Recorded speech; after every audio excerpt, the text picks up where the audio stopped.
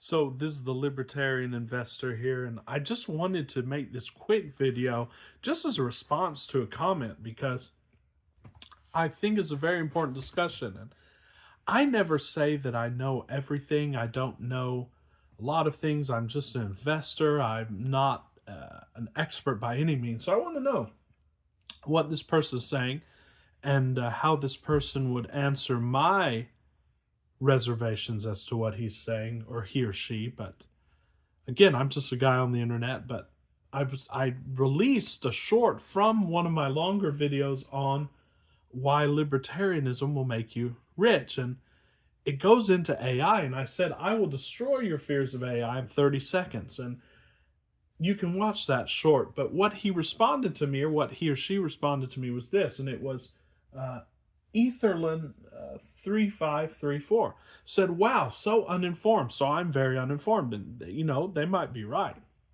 The majority of GDP is made up of B2B sales, and I assume that means business to business sales. Consumer spending does not matter anymore. It's just a minuscule blip on the whole graph. So I thought about this, and what are you really trying to say?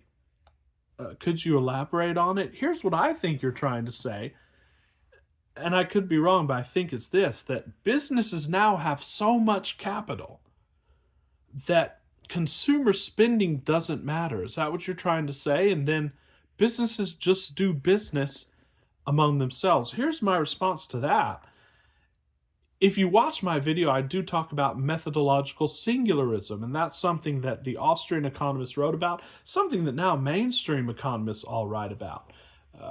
Many of them, of course, the socialistic ones will not have this concept very well developed. But here's my objection. I hope you answer this so that if I'm uninformed, you can educate me. But businesses, B2B, it's just a purchase. Instead of an individual buying from a business, it's a business buying from a business. So B2B to me, and again, correct me if I'm wrong, but it means, for example, a business that sells ice cream buying a freezer from a freezer manufacturer.